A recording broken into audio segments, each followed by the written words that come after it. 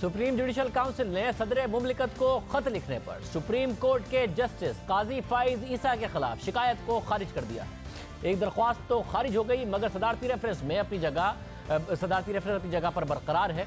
इस हवाले से सुप्रीम जुडिशल काउंसिल में समातें हो चुकी हैं और उस पर फैसला आना बाकी है। इस हवाले से अहम बात यह भी है कि सुप्रीम जुडिशल काउंसिल के अहम रुकन जस्टिस अजमत सईद 27 अगस्त को रिटायर हो रहे हैं। अब सवाल यह है कि क्या जस्टिस फाइज ईसा से मुतालिक सदारती रेफरेंस का फैसला जस्टिस अजमत सईद की रिटायरमेंट से पहले आएगा, जिसमें चंद दिन बाकी हैं, या फिर सुप्रीम जुडिशल काउंसिल की तश्कील 9 के बाद फैसला किया जाएगा।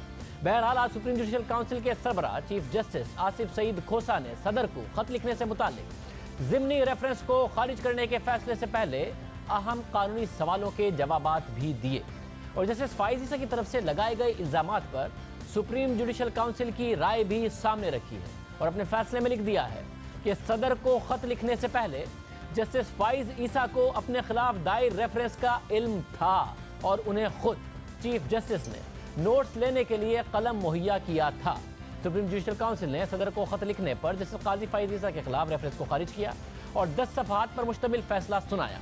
यह फैसला खुद चीफ जस्टिस ने तहरीर किया है। चीफ जस्टिस ने अपने फैसले में लिखा है कि 12 जून 2019 को वहीद शहजाद बट ने शिकायत की और मौक़िफ़ इख्तियार किया कि जस्टिस फाइज ईसा के खिलाफ आइन के आर्टिकल 209 के तहत इंक्वायरी की जाए। चीफ जस्टिस ने अपने फैसले में लिखा कि शहजाद बट के मुताबिक सदर पाकिस्तान ने जायदाद जाहिर ना करने पर जस्टिस फाइज ईसा से मुताबिक जो रेफरेंस दायर किया था, इस हवाले से जस्टिस फाइज ईसा ने जायदादों की खरीदारी के लिए अपने सोर्स ऑफ फंड्स की वजाहत करने के बजाय मुतवातिर सदर पाकिस्तान को खत लिखे और रेफरेंसेस की कॉपी का मुतालबा किया, जिसकी वजह से अवामी सतह पर तनाज़े ने जन्म लिया और जो ज़बान इन खतूत में इस्तेमाल की गई वो जारहाना थी और वज़ीर आज़म को टारगेट किया गया था। गैर ज़रूरी तौर पर उन्हें इस मामले में घसीटा गया। सदर, वफाकी काबीना और हुकूमत पर रेफरेंस मीडिया पर लीक करने से मुतालिक गैर मुसद्दिका इल्ज़ामात लगाए गए। इसलिए जस्टिस फाइज ईसा के खिलाफ आइन के मुख्तलिफ आर्टिकल्स के तहत कार्रवाई बनती है। चीफ जस्टिस ने अपने फैसले में फिर लिखा कि शहजाद बट की इन मालूमात की बुनियाद पर उन्होंने सुप्रीम जुडिशल काउंसिल की प्रोसीजर इंक्वायरी 2005 से मुतालिक जस्टिस अजमत सईद की राय ली।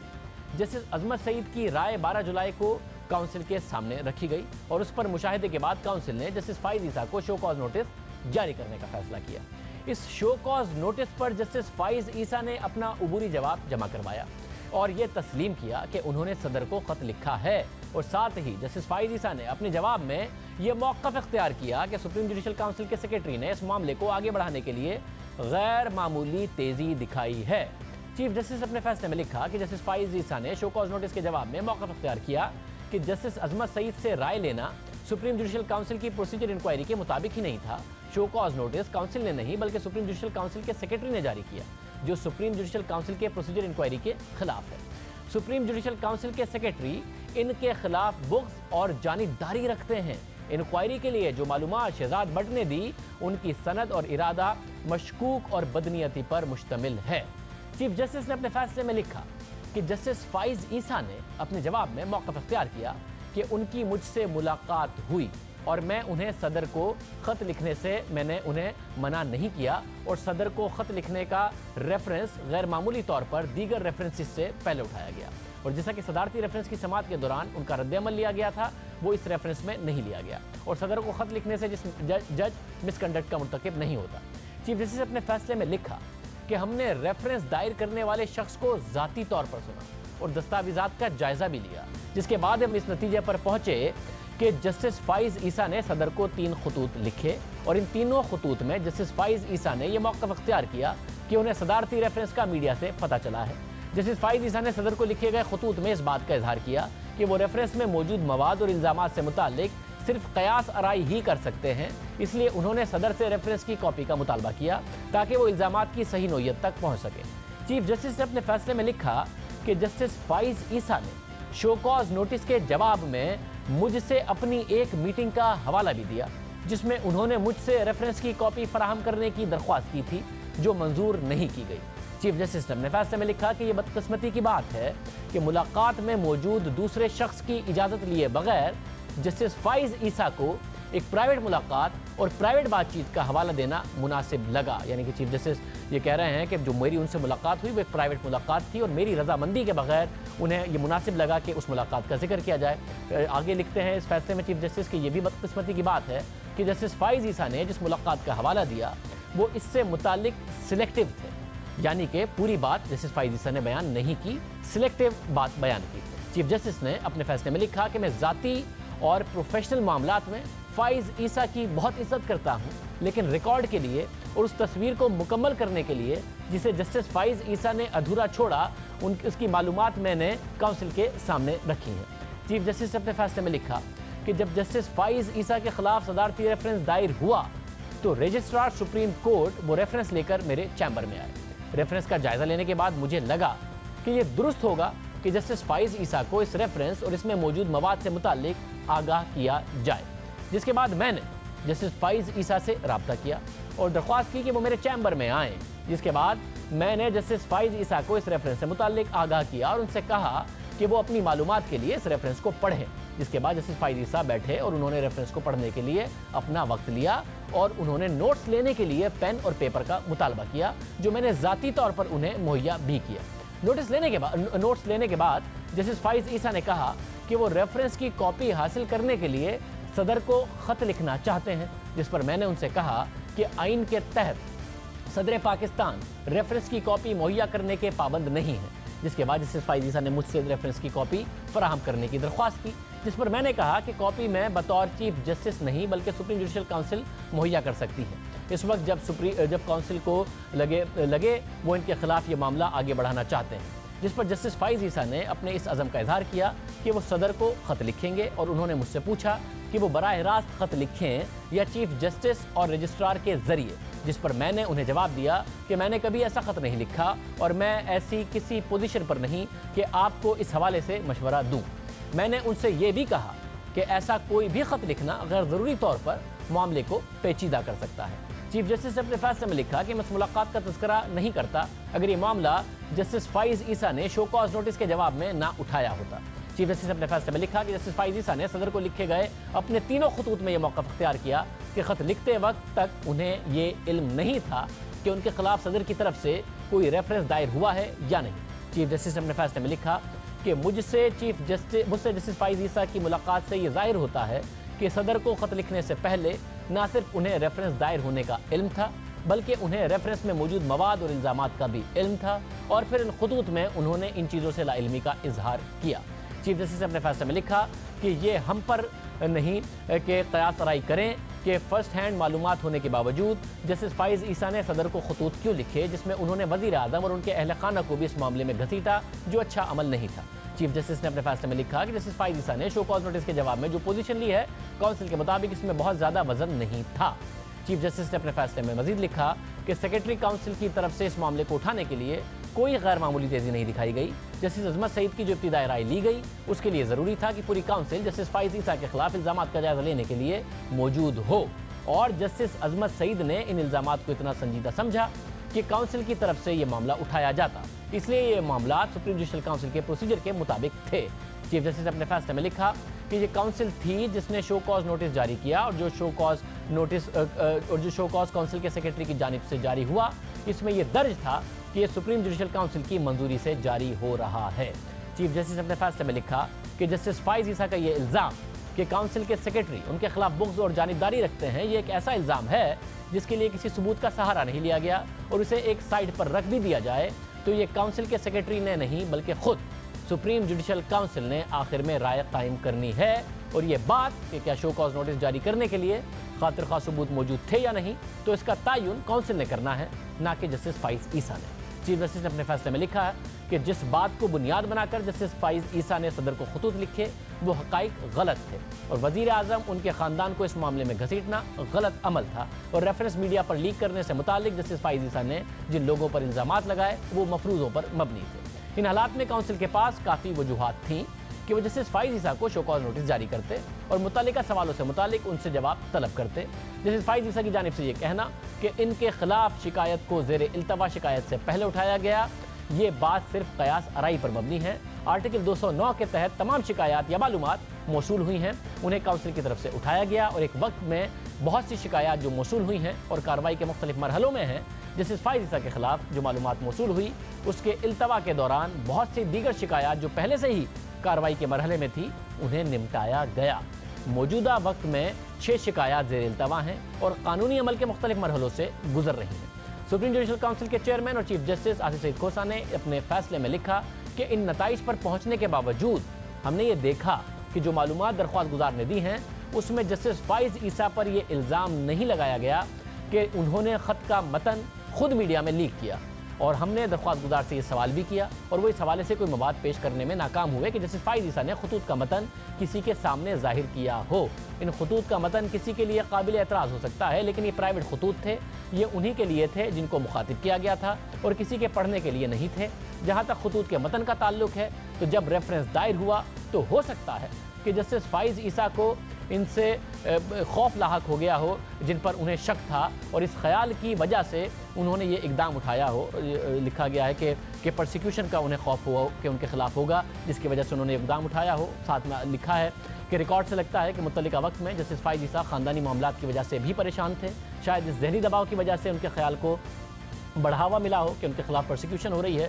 इन तमाम चीज़ों को मद्देनज़र रखते हुए काउंसिल इस नतीजे पर पहुंची है कि जस्टिस फाइज ईसा की सदर मुमलिकत को प्राइवेट ख़त लिखना मिसकंडक्ट के इर्तकाब और उनके ओहदे से हटाने के लिए इतना संगीन नहीं, इसलिए इस शिकायत को खारिज किया जाता है।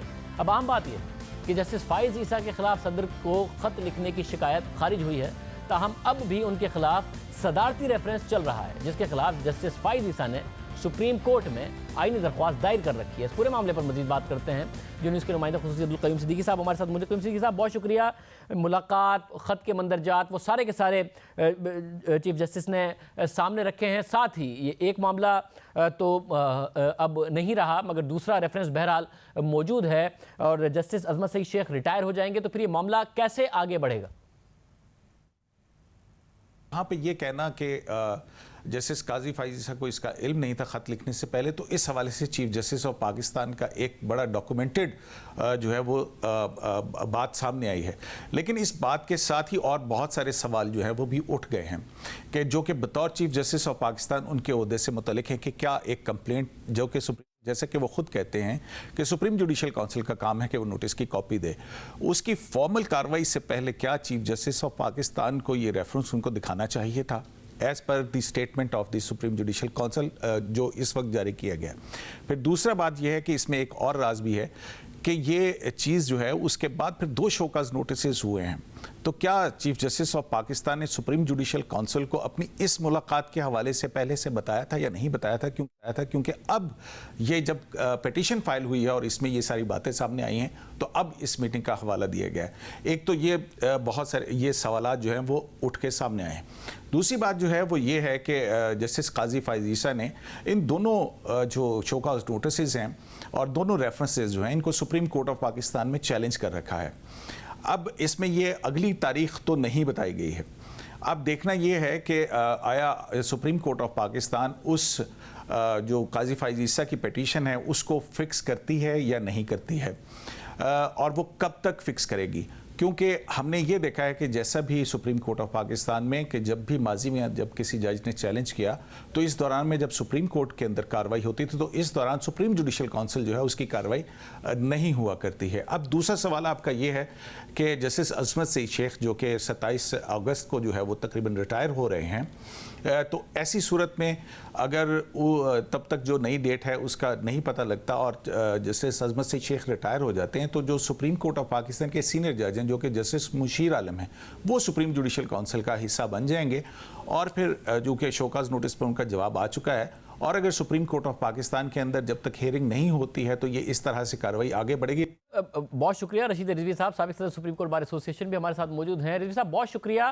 साहब आज जो फैसला आया है आप क्या समझते हैं उनके खतूत के हवाले से कि मिसकंडक्ट के ज़मरे में नहीं आता, ये बाकायदा तौर पर चीफ जस्टिस ने लिखा है मगर कुछ तफसीलात भी बताई हैं और ऐसा लग रहा है कि टेक्निकल ग्राउंड्स पर कि वो उस वक्त स्ट्रेस का शिकार थे, प्रेशर का शिकार थे जस्टिस फाइज ईसा, जिसकी वजह से उनका ये तासुर कि उनके खिलाफ प्रोसिक्यूशन हो रही है वो मज़ीद मजबूत हुआ हो। जो कुछ मंदरजात हैं क्या कहिएगा आप इस हवाले से जो फैसला आ जाया है? मैं समझता हूँ कि सुप्रीम जुडिशल काउंसिल ने अपना वो जो एक्ट था, उनका जो इक़दाम था शो कॉज नोटिस इशू करने का इस सेकंड रेफरेंस में, पहले तो उन्होंने उसको जस्टिफाई किया है और जस्टिस काजी फायद ईसा के इंटरम रिप्लाई के बहुत से उठाए गए सवालात को उन्होंने डिस्कस किया, मुस्तरद किया है। और आपने सही कहा कि आखिर में आके उन्होंने कहा है कि वो अंडर प्रेशर थे, और ये भी उन्होंने कहा है कि ऐसी कोई ऑब्जेक्शनेबल बात उन्होंने ख़त में नहीं लिखी जो मिसकंडक्ट के ज़मरे में आए, और उन्होंने फिर उसको डिसमिस की है उनकी जो कंप्लेंट है। लेकिन इतना बड़ा मैं समझता हूँ तफसील से फ़ैसले लिखने की ज़रूरत नहीं थी। वो यही कह सकते थे कि ये उस ज़मरे में आता नहीं है, मिसकंडक्ट के कोई ऐसा है नहीं। आप देखें ना, असल चीज़ तो ये है कि प्रेसिडेंट जो है वो अपॉइंटिंग अथॉरिटी है और वो ही रिमूव करता है। अब अगर एग्रीव्ड है जज किसी चीफ जस्टिस के एक्ट से, तो आप वो कहाँ जाएगा? प्रेस कॉन्फ्रेंस तो करने से रहा, उसके पास एक ही चारा था कि वो सदर को ख़त लिखे, और वो लिखा है। और ये भी माना है, आप देखें सुप्रीम जुडिशल काउंसिल ने अपने फैसले में कि कहीं से जज रिस्पोंडेंट जज ने इसको लीक नहीं किया, कोई प्रूफ नहीं है, कोई एलिगेशन नहीं है कि उन्होंने ये ख़त के मुदरजात को जो है कंटेंट्स को रिलीज़ किया हो। तो मिसकंडक्ट कैसे बनता है इसमें? वो उनको बेहतर यही था कि इससे वो रेफरेंस को डिसमिस करते, और उन्होंने बड़ा टाइमली ये फैसला किया कि इसको डिसमिस कर दिया, वरना फिर इसका ये तो कोई जज बच नहीं सकता। मगर चीफ जस्टिस ने जो खुतूत लिखे फ़ाइज़ ईसा ने, और फिर उसके हवाले से बताया है कि जिस मुलाकात का जिक्र फ़ाइज़ ईसा साहब ने अपने जवाब में किया था, उसकी तफसीलात बताते हुए कहा उसके उस प्राइवेट मीटिंग में जो रेफरेंस के मंदरजात थे वो जस्टिस फ़ाइज़ ईसा के साथ शेयर किए थे। चीफ जस्टिस ने ऑफिशियल कॉपी मांगी, फ़ाइज़ ईसा ने वो नहीं दी थी, मगर मंदरजात शेयर किए थे। अब आप बताएं, मेरे खिलाफ या आपके खिलाफ कोई मुकदमा दाखिल होता है, आपको दूसरे दिन कॉपी मिल जाती है, और एक जज के खिलाफ रेफरेंस फाइल होता है और चीफ जस्टिस साहब कहते हैं कि आओ मेरे कमरे में पढ़ लो और नोट्स ले लो। ये कौन सा प्रोविजन है? ये ड्यू प्रोसेस ऑफ लॉ नहीं है। आर्टिकल 10A की ये खुला खिलाफ वर्जी है। सुप्रीम जुडिशल काउंसिल ने तो इस पर कोई बात नहीं कही कि आपके खिलाफ एक रेफरेंस आ रहा है, अखबारों में उधम मचा हुआ है, और चीफ जस्टिस साहब कह रहे हैं कि मेरे ऑफिस में बैठ के पढ़ लो, ये कागज़ पेंसिल लिखो, इस पर नोट लिख लो। क्या हर्ज था उसको उस कॉपी बना के रजिस्ट्रार जो सेक्रेटरी है उसको कह देते कि जी कॉपी दे दे? कौन सा ऐसा खुफिया ये डॉक्यूमेंट था जो नहीं दे रहे थे? तो इसमें मैं समझता हूँ कि सुप्रीम जुडिशल काउंसिल ने अपनी भी ज़रा फेस सेविंग की है, और ये एक बहुत अच्छा इक़दाम है कि इस कंप्लेंट को डिसमिस किया। अगर जो उसमें बात की गई है वो ये कि वो एक ज़ाती मीटिंग थी जिसमें जब उनसे कहा गया कि ऑफिशियल कॉपी दे, तो बतौर चीफ जस्टिस वो नहीं दे सकते थे। सुप्रीम जुडिशल काउंसिल अगर इस दरख्वास्त पर और इस रेफरेंस पर आगे बढ़ने का फैसला करती तो फिर वो फैसला कर सकती थी कि वो जो मंदरजात हैं वो जस्टिस फ़ाइज़ ईसा से शेयर कर सकते हैं या नहीं कर सकते हैं। अब जैसे फ़ाइज़ ईसा ने जो सदर पाकिस्तान को लिखा उसमें उन्होंने कहा कि मैं प्रिज्यूम ही कर सकता हूं, तो आप समझते हैं कि फ़ाइज़ साहब ठीक कह रहे थे। अगर एक चीज़ उन्होंने देखी थी जिसकी ऑफिशियल कॉपी उनके पास नहीं थी तो वो सदर पाकिस्तान को यही लिखते कि मैं अज्यूम कर सकता हूं कि उस रेफरेंसेस में क्या है, और मेरी प्रॉपर्टीज़ के हवाले से बात है, क्योंकि उन्होंने ऑफिशियल कॉपी नहीं देखी थी मगर उनको दिखाया गया था चीफ जस्टिस की तरफ से। देखें, ये एक डिस्प्यूटेड क्वेश्चन ऑफ फैक्ट है। रिस्पोंडेंट जज इस चीज़ को इनकार कर रहा है और चीफ जस्टिस ये कह रहा है, तो मैं समझता हूँ रिस्पोंडेंट जज तो चीफ जस्टिस को विटनेस बॉक्स में कॉल करते, उस पर जिरा करते वो कि ये बातें हुई नहीं है। अब देखें ना, दोनों का मुतज़ाद बहुत ही कॉन्फ्लिक्टिंग व्यू आ रहा है सामने, और इसको कैसे रिजॉल्व करते? इसको इसी तरह रिजॉल्व करते कि चीफ जस्टिस साहब आते, गवाही देते, या उसकी गवाही को क्रॉस एग्जामिन करते रिस्पोंडेंट को। ये कैसे पॉसिबल था? ये उन्होंने इनकार नहीं किया चीफ जस्टिस ने कि मेरे पास आए थे और उन्होंने पिटीशन की कॉपी मांगी, दे दी। सबसे बड़ा जो डिफेक्ट है, जो सबसे बड़ा ऑब्जेक्शनेबल चीज़ है कि एक चीफ जस्टिस के पास जा रहा है जज और वो उसको कॉपी नहीं दे रहा, कह रहा पढ़ लो और नोट्स ले लो। कौन सा खुफिया डॉक्यूमेंट, ऐसा डॉक्यूमेंट है कि पाकिस्तान की सिक्योरिटी हिल जाती, पाकिस्तान की जड़ें हिल जाती उससे कि अगर वो रेफरेंस दे देते। ये तो ना समझने वाली बात है। अगर ऑफिशियल कॉपी उन्होंने मांगी और चीफ जस्टिस ने नहीं दी तो आप समझते हैं कि फिर एक प्राइवेट मीटिंग में कंटेंट भी नहीं शेयर करने चाहिए थे चीफ जस्टिस को उस सुप्रीम जुडिशल काउंसिल के मामलात के हवाले से, या ये जो रेफरेंस था उसके कंटेंट भी नहीं शेयर करने चाहिए थे, उन्हें नोट्स भी नहीं बनाने देने चाहिए थे? नहीं, मैं समझता हूँ मैं समझता हूँ ये ड्यू प्रोसेस ऑफ लॉ की कंप्लायंस नहीं है, ये आर्टिकल 10A की कंप्लायंस नहीं है। छोटे से केस से लेके बड़े से बड़े केस तक सुप्रीम कोर्ट में एक रिस्पोंडेंट को हक है कि उसको कंप्लेंट की, प्लेंट की, पिटिशन की कॉशमेंट एप्लीकेशन की जो भी मवाद है उसको मिलना चाहिए। ये मैंने दुनिया में कहीं नहीं देखा कि जज बुलाए चैम्बर में कहे पढ़ो और नोट्स ले लो। ये पहली दफ़े इत्तेफाक मैं देख रहा हूँ कि इस तरह का वाक़या है कि रिस्पोंडेंट को बुला के कहते हैं पढ़ लो और नोट्स ले लो। कहीं नहीं है। आप सिविल प्रोसीजर कोड पढ़ें, क्रिमिनल प्रोसीजर कोड पढ़ें, सुप्रीम कोर्ट रूल्स पढ़ें, हर जगह respondent is entitled for a copy of petition. और सर मगर अब साथ में भी बताइएगा कि अब 2 जजेस का बाकायदा तौर पर जो ओपिनियन है वो सामने आ गया है। जस्टिस फाइज ईसा का ओपिनियन उस मुलाकात के हवाले से, और फिर जो उस मुलाकात की एक कंप्लीट पिक्चर जो कह रहे हैं चीफ जस्टिस के जी, वो असल में ये हुआ था, आप सिलेक्टिव थे जो आपने उस मुलाकात के हवाले से बातें बताई हैं, और ये जो रेफरेंस मुस्तरद हुआ है खतूत लिखने के हवाले से, इसको भी पब्लिक कर दिया गया है। तो जब बाकायदा तौर पर अब 2 जजेस का एक दूसरे के बारे में राय सामने आ गई है तो चीफ जस्टिस का सुप्रीम जुडिशल काउंसिल में बैठना भी लाजमी है, और वो रेफरेंस एक बाकी भी है जस्टिस फाइज़ा के खिलाफ। तो ये मामला अब आगे कैसे बढ़े जब एक दूसरे के बारे में एक ओपिनियन सामने आ गया है, और फाइज़ा खिलाफ, जस्टिस फाइज़ा के खिलाफ जो दूसरा रेफरेंस है वो सुनना भी फिर चीफ जस्टिस नहीं है दूसरों के साथ।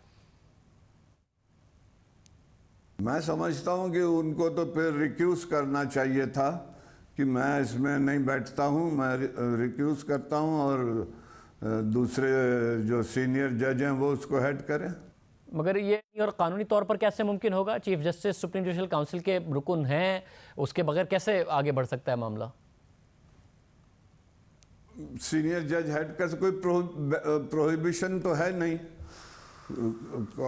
कॉन्स्टिट्यूशन में आर्टिकल 209 में आप देखेंगे जो उन्होंने ब्रेक डाउन दिया है कि कौन कौन होगा, वो है कि चीफ जस्टिस है, लेकिन अगर चीफ जस्टिस अवेलेबल नहीं है तो वो सीनियर मोस्ट जज आ सकता है। बहुत शुक्रिया। हमारे साथ रशीद रिजवी साहब मौजूद थे। इस वक्त अमानुल्लाह कुरनानी साहब सदर सुप्रीम कोर्ट बार एसोसिएशन हमारे साथ मौजूद हैं। बहुत शुक्रिया कुरनानी साहब, अरे सख्त मौक़िफ़ आप लोगों की तरफ से इन रेफरेंसेस के हवाले से लिया गया। अब आप क्या कहिएगा जो आज फैसला कम से कम एक रेफरेंस के हवाले से आया है?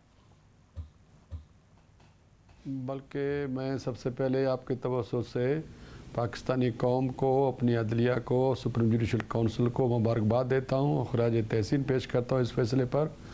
उसकी वजह यह है कि इससे अदलिया की आज़ादी के यकीन में इजाफा हुआ है, और इस अदलिया की आज़ादी की उमंगें लोगों के दिलों में तड़पती हैं, और आज लोगों के दिलों को तस्कीन हुई है इस फैसले से।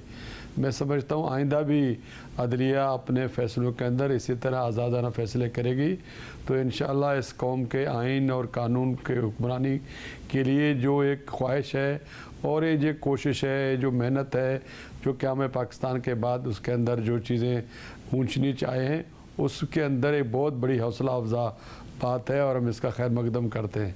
बहुत ही इस पर हमें। और कुरनानी साहब, इसके जो मंदरजात हैं उससे भी फैसले के मंदरजात से भी आप मुतमईन हैं? टेक्निकल ग्राउंड्स पर अगर इसको किया गया है और जो वजूहात बताई गई हैं और जो कुछ इसमें लिखा गया उससे भी आप मुतमईन हैं?